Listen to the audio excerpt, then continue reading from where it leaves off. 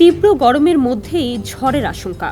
7 জেলায় ঘন্টায় 60 কিলোমিটার বেগে ঝোড়ো হাওয়া বয়ে যেতে পারে। গত কয়েকদিনে বৃষ্টি হলেও দেশের অধিকাংশ এলাকায় তীব্র গরম যেন কিছুতেই কমছে না। সর্বোচ্চ তাপমাত্রা 38 ডিগ্রি সেলসিয়াসের আশেপাশে বিরাজ করছে। এরই মধ্যে বঙ্গোপসাগরে সৃষ্টি হওয়া একটি লঘুচাপ ইতোমধ্যে সুস্পষ্ট লঘুচাপে পরিণত হয়েছে, যা বাড়াতে পারে ঝড় বৃষ্টির আশঙ্কা। আবহাওয়া অধিদপ্তরের পূর্বাভাস অনুযায়ী বুধবার সন্ধ্যা 6টার মধ্যে খুলনা, বরিশাল, পটুয়াখালী, নোয়াখালী, কুমিল্লা, চট্টগ্রাম ও কক্সবাজারে দক্ষিণ বা দক্ষিণ পূর্ব দিক থেকে ঘন্টায় 45 থেকে 60 কিলোমিটার বেগে বৃষ্টি বা বজ্র বৃষ্টি সহ অস্থায়ীভাবে দমকা বা ঝোড়ো হাওয়া বয়ে যেতে পারে।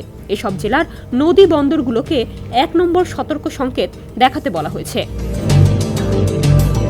অন্যদিকে সমুদ্র বন্দরগুলোর জন্য পরিস্থিতি আরও আশঙ্কাজনক।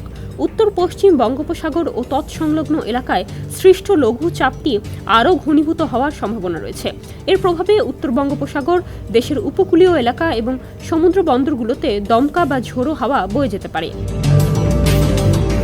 এই পরিস্থিতিতে চট্টগ্রাম, কক্সবাজার, মোংলা ও পায়রা সমুদ্র বন্দরকে 3 নম্বর স্থানীয় সতর্ক সংকেত দেখিয়ে যেতে বলেছে আবহাওয়া অধিদপ্তর। একই সঙ্গে উত্তর বঙ্গোপসাগরে অবস্থানরত মাছ ধরার নৌকা ও ট্রলারগুলোকে পরবর্তী নির্দেশ না দেওয়া পর্যন্ত উপকূলের কাছাকাছি থেকে সাবধানে চলাচলের নির্দেশ দেওয়া হয়েছে। কালার এক্সপার্ট, জর্জ স্যাপ এবং মাইল্ড অন হ্যান্ডস টেকনোলজি সমৃদ্ধ অরিক্স ক্রিস্টাল ওয়াশ আপনার লন্ড্রি এক্সপার্ট। আবহাওয়াবিদ ওমর ফারুক জানান, লঘুচাপটি আরও শক্তিশালী হতে পারে এবং তা দেশের আবহাওয়ায় উল্লেখযোগ্য প্রভাব ফেলতে পারে।